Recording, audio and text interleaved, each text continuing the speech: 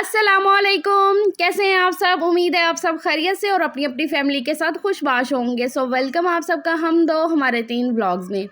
सुबह के 9:30 बज रहे हैं और आज दिन है वेडनेसडे का, मतलब आज का व्लॉग आपको आज ही मिल रहा है। अभी मैं शाम में इसकी एडिटिंग करने बैठी हूँ पूरे दिन की।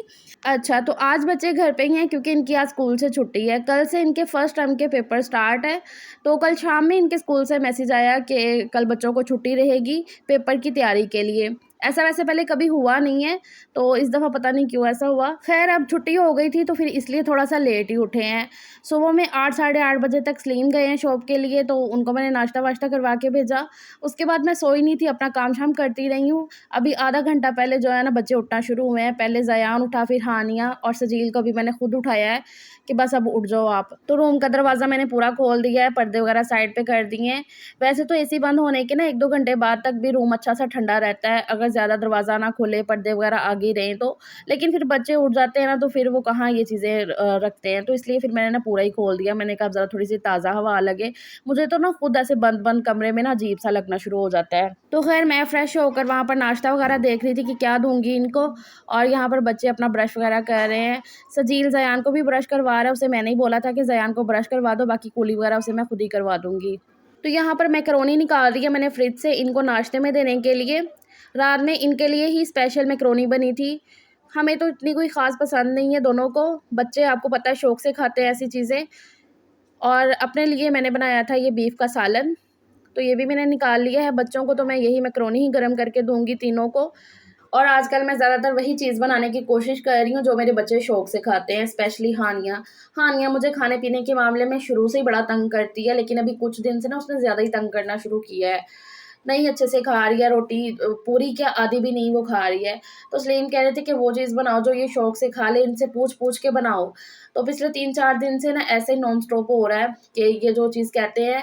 अब रात में इन्होंने मैकरोनी बोली कि हम मैकरोनी खा लेंगे, तो मैंने कहा कि चलो मैं भी वो थोड़ी बहुत खा लूँगी। तो फिर सलीम के लिए ये बीफ का एक पैकेट पड़ा हुआ था गोश्त का, तो मैंने उनके लिए ये बना दिया। इसके साथ मैंने थोड़ा-सा ये भी खा लिया था, बाकी मैकरोनी भी मैंने थोड़ी बहुत खा ली थी, तो इस तरीके से हो गया। तो अभी भी उन्होंने बोला कि मैकरोनी ही हमें गरम करके दे दो। अब ये चीज़ें वो शौक़ से खा लेते हैं, लेकिन ये वो चीज़ें हैं जो रोज़-रोज़ भी नहीं दी जा सकती हैं। 15 दिन में 1 दफ़ा हो गया, महीने में 2 दफ़ा हो गया, बड़ी बात है कि 3 दफ़ा।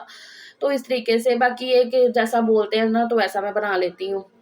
ज़्यादातर चिकन की आइटम बोलते हैं, लेकिन मेरे से ना रोज़-रोज़ चिकन खाया ही नहीं जाता है।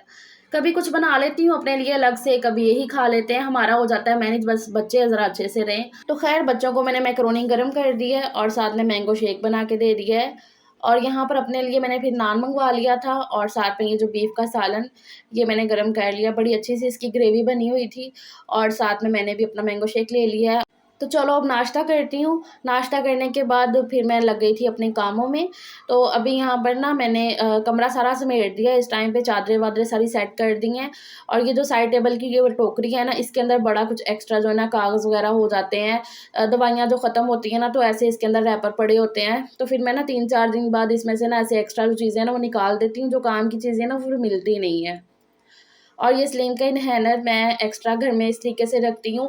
कुछ मैंने नए अंदर रखे होते हैं और ये एक्स्ट्रा इस टोकरी में पड़ा ही रहता है कि अगर उनकी जेब से जो ना इधर-उधर हो जाए तो वो ये यूज़ कर सके, क्योंकि ये बहुत ज़रूरी है उनके लिए।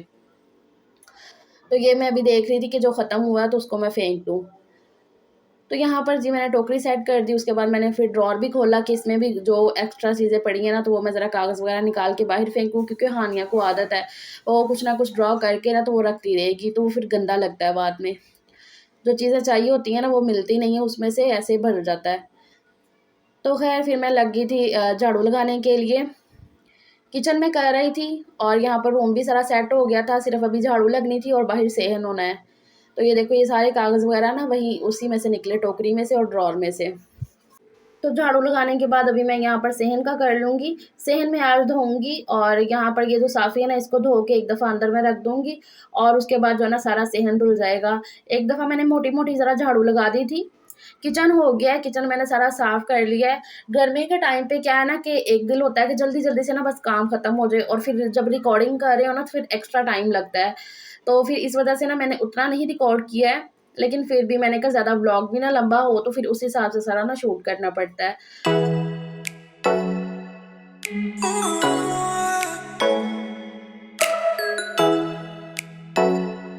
तो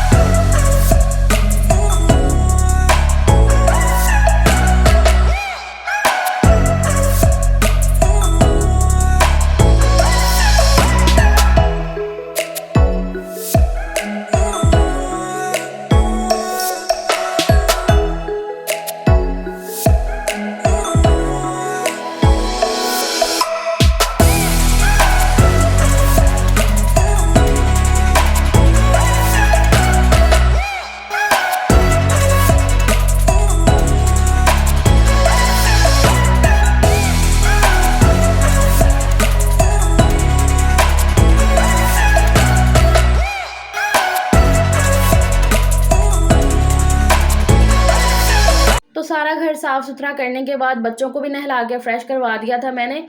अभी मैंने जाना था फ्रेश होने के लिए, लेकिन उससे पहले मैं ये बाल्टी को धो के रखूँगी। ये आटे वाली बाल्टी है, इसमें ना आटा थोड़ा-सा ही था बस, तो वो मैं ये डब्बे में निकाल के रख दूँगी खुश्के वाले में। तो फिर ये बाल्टी को धो लूँगी और इसके अंदर जो छाननी है ना वो भी धुलेगी, खुश्क हो जाएगी, फिर इसमें दोबारा से आटा भरा जाएगा। मैं इसी तरीके से करती हूँ। और अब तो गर्मी का टाइम चल रहा है ना, तो फिर अब ज़्यादा देखना पड़ता है ये सारी चीज़ों को, क्योंकि कीड़े वगैरह का ना अब ज़्यादा वो खतरा रहता है।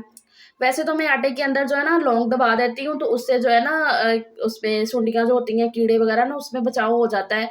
और ये भी है कि मैं आटा भी ज़रा थोड़ा कम-कम ही मँगवाती हूँ। अगर वो ढेले-ढेले बन जाए ना, तो फिर स्मेल सी आने लग जाती है, तो वो भी हमें अच्छा नहीं लगता है, तो इसलिए फिर मैं आटा कम ही मँगवा लेती हूँ। तो यहाँ पर अभी मैं ये बाल्टी को धो लूँगी, ये छाननी भी धुलेगी और फिर इसे रखूँगी बाहर, खुश्क होगा और फिर मैं जाऊँगी फ्रेश होने के लिए। किचन वगैरह सारा कुछ साफ़ हो गया है, बस ये बाल्टी का मुझे करना था, धोना था, तो ये करके फिर मैं जाऊँगी खुद फ्रेश होने के लिए, तो आधे घंटे में ये बाल्टी खुश्क हो जाएगी। तो बस उसके बाद मैंने भी फ्रेश हो लिया था, अभी दोपहर का कोई 1:15 बज रहा है, बच्चे अभी थोड़ी देर तक जाएँगे ट्यूशन के लिए, तो फिर मैं इनके लिए सबके लिए यहाँ पर वाटरमेलन काट के ले आई हूँ, तो अभी ये खा लेंगे बैठ के। और अभी ज़यान को देखना ज़रा, मैंने ना उसे डाँटा था किसी बात के लिए, तंग कर रहा था मुझे, तो मैंने अच्छा खासा डाँटा, तो वही वहाँ पे बैठा रो रहा था, फिर मैंने उसे बुलाया कि आ जाओ खा लो आके। मैंने बोला कि पहले सॉरी बोलो कि अब दोबारा से ऐसा नहीं करोगे, तो फिर बैठ के खाना, तो वही उसने सॉरी बोला है कि अब नहीं ऐसे करूँगा। ज़यान ना हम सबका ना थोड़ा ज़्यादा ही लाडला है, घर में ज़रा थोड़ा छोटा है ना, तो इसलिए ज़रा ज़्यादा ही लाड है, लेकिन लाड-लाड के चक्कर में ना अब खराब तो नहीं करता बच्चों को, तो ज़रा थोड़ी सख्ती भी करनी पड़ती है। सलीम साहब तो ये भी सख्ती नहीं करते हैं, ये भी मैं ही करती हूँ सख्ती। मैं तो इससे पहले जो है ना थोड़ी ज़्यादा ही सख्त माँ थी, लेकिन मैंने थोड़ा-सा ना अपने आप को चेंज किया है कि वो भी सही बात नहीं है, इतना ज़्यादा सख्त होना भी ना, तो फिर इस वजह से। तो ख़ैर वो हमने खाया, उसके बाद बच्चे ट्यूशन चले गए थे और मैंने सजील से सारा ये सामान मँगवा लिया था, अभी जो खाना बनाने में लगेगा। तो खाने के लिए मुझे कल से बोल रहे थे कि मम्मा कल कढ़ी बनाना, तो मैंने कहा ये अल्लाह का शुक्र है कि इनको कढ़ी पसंद है, वरना इन लोगों ने मुझे कढ़ी भी नहीं बनाने देनी थी। भई कढ़ी तो हम सबकी फ़ेवरेट है, अल्लाह का शुक्र है। तो यहाँ पर ना मैं कढ़ी की रेसिपी प्रॉपर शूटिंग कर रही हूँ, क्योंकि मैं ऑलरेडी 3-4 दफ़ा शेयर कर चुकी हूँ। मैं यहाँ पर ऊपर आई कार्ड में चला दूँगी, अगर आप लोगों ने देखनी होगी तो प्लीज़ देख लीजिएगा। ज़यान अभी इस टाइम पे सोया हुआ था और अभी मैं ना किचन में बैठ के वॉइस ओवर कर रही हूँ, क्योंकि आज मेरा यही व्लॉग जाना है। आज ये सारा दिन में ये शूट हुआ है, ये आज की ही सारा दिन की मेरी रूटीन है और अभी मैं इसका वॉइस ओवर कर रही हूँ और इतना मुझे पसीना आ रहा है ना इस टाइम पे, और अभी ये कढ़ी बनाते हुए भी बड़ा पसीना आ रहा था, गर्मी है ही बहुत ज़्यादा है। तो ख़ैर यहाँ पर मैं दही और बेसन की लस्सी बनाकर तैयार कर रही हूँ। मैं ना आधा किलो दही के अंदर 7 बड़े चम्मच भर के ना ऐसे भर-भर के तो बेसन ऐड कर लेती हूँ, तो फिर बड़ी अच्छी-सी कंसिस्टेंसी बन जाती है कढ़ी की। मतलब ना पतली होती है ना गाढ़ी होती है, तो मैंने ना ये वाला अब तरीका रखा हुआ है। पहले ना मुझे आइडिया नहीं रहता था, मेरे से कभी ना बेसन ज़्यादा हो जाता था तो कढ़ी एकदम ऐसे पक के गाढ़ी हो जाती थी। लेकिन ये है कि वही बात है कि कर-कर के इंसान सीखता है ना, तो वही चीज़ है। तो ख़ैर कढ़ी के अंदर पहला तड़का ना मैं मेथी दाने का लगाती हूँ। अच्छा यहाँ पर ना मैं एक कमेंट का रिप्लाई करने लगी हूँ कि आप पूछ रहे थे कि आपी आपने जो बालों में कलर लगाया है तो वो कौन-सा है? तो अभी तो देखो बाल जो कलर है ना काफ़ी हट गया, मतलब पीछे जा चुका है, दोबारा से लगने वाला है। लेकिन ना मैं ये वाला कलर जो ना ज़्यादातर जैसे कोई फंक्शन शादी वग़ैरह हो फैमिली में तो मैं तभी लगाती हूँ, तभी अच्छा लगता है, रेगुलर रूटीन में ना इतना वो अच्छा नहीं लगता है। तो ये देखो कितना पीछे जा चुका है कलर ना। अच्छा मैं यूज़ करती हूँ ओलिविया का 06 और 07 इनको मिला के यूज़ करती हूँ। और इनके अंदर जो ना पॉलिशर का जो पाउडर होता है ना वो भी थोड़ा सा ऐड कर लेती हूँ। तो वो पाउडर डालने से ना कलर और फिर थोड़ा सा डार्क हो जाता है। जो ओरिजिनल कलर होता है ना उससे थोड़ा सा और डार्क ही आएगा वो कलर, और अच्छी सी शाइन भी आ जाती है। लेकिन नो डाउट कि वो जो है ना डैमेज भी करता है बालों को, ये भी मैं बता दूं, क्योंकि ये सारे शौक ही हो जाते हैं इस तरीके से ऐसे बालों को कलर वगैरह करना। तो शौक का कहते हैं ना कोई मोल नहीं है, तो वही चीज़ होती है, कर लो कलर, लेकिन फिर ये होता है कि बालों की ना एक्स्ट्रा केयर करनी पड़ती है। मैं हालांकि अपने बालों की बड़ी फिर केयर करती भी हूँ, लेकिन फिर भी मेरे बाल जो है ना डैमेज और जो है ना थोड़े रफ रफ से हैं। और मैंने देखा है कि चाहे आप जितने मर्जी अच्छे पॉलर से करवा लो कि नहीं भी फ्लावर स्टिकिंग करवानी है, ऐसा कट डाउन करवाना है, ये यूज़ करना है, वो करना है, लेकिन एंड पे बालों की कंडीशन ऐसी होनी होती है, थोड़े रफ बाल और डैमेज हेयर हो ही जाते हैं, क्योंकि जाहिर सी बात है कट डाउन होंगे। क्योंकि मैं इस फील्ड में रही हूँ ना, मैंने देखा है ऐसे होते हुए भी और करते हुए भी। तो मैं ये वाला यूज़ कर लेती हूँ। बस ये है कि मैं फिर मैंने बताया ना कि कभी कभी जैसे कि कोई फंक्शन वगैरह है ना तो मैं तब यूज़ कर लेती हूँ, अच्छे लगते हैं तब। तो मैंने कहा मैं आपको ज़रा अच्छे से प्रॉपर तरीके से बताऊँ कि अगर आप यूज़ करो तो फिर बाद में ये ना बोलो कि आप ही ने बोला था तो मेरे बाल ख़राब हो गए हैं। तो इस वजह से भी ना मैं कह रही थी। हाँ, ये नहीं है कि उतने ज़्यादा ख़राब हो जाते हैं, ज़ाहिर सी बात है नॉर्मल रूटीन में भी बालों की केयर करनी ही पड़ती है। तो ये सारा सीन है। तो खैर जी, कढ़ी मैंने रख दी पकने के लिए, तड़का वगैरह लगा के उसमें मतलब कढ़ी रख दी अभी यहाँ पर पकने के लिए। साथ में मैंने बर्तन धो लिए थे, वो रख दिए। मैं हाथ के हाथ ही बर्तन धोती हुई जाती हूँ। और अभी बस ये रिझने पे जब आ जाएगी ना तो फिर इसको मैं छोड़ के चले जाऊँगी अंदर। उसके 2 ढाई घंटे बाद फिर मैं आऊँगी और इसके जो ना आगे के पकौड़े वगैरह बनाना शुरू करूँगी। आँच इतनी ही कम मैंने रखी हुई है, बल्कि मैं अभी इससे भी कम करके फिर अंदर जाऊँगी। अभी जी ये 2 ढाई घंटे बाद अ, कढ़ी बन गई है, तो मैं फिर पकोड़े बनाना शुरू हो गई हूँ। पकोड़े बना लेती हूँ, बच्चे अभी इस टाइम में ट्यूशन ही गए हुए हैं। तो ये देखो जी कढ़ी कितनी अच्छी लग रही है ना देखने में। अभी इसके अंदर मैं पकोड़े ऐड कर दूँगी। अच्छा, मैं ना कढ़ी को ज़रा थोड़ा ठंडा कर लेती हूँ, एकदम से उसके अंदर पकोड़े नहीं डालती हूँ। ये भी देखा ना आपने, मैंने कढ़ी को ऐसे रख दिया था उतार के। अभी वो जो है ना बिल्कुल ठंडी नहीं, लेकिन ये है कि गरम खौलती हुई भी नहीं है कढ़ी। तो फिर इसके अंदर मैंने पकोड़े सारे बनाकर और एक-एक करके पकोड़ा मैं डालती हूँ। अगर इकट्ठे ऐसे उधेल दो ना पकोड़े कढ़ी के अंदर, तो फिर ना वो चिपक जाते हैं जाके। तो वो कढ़ी डालते हुए ना फिर आपको खुद चमचे से छुड़वाने पड़ते हैं।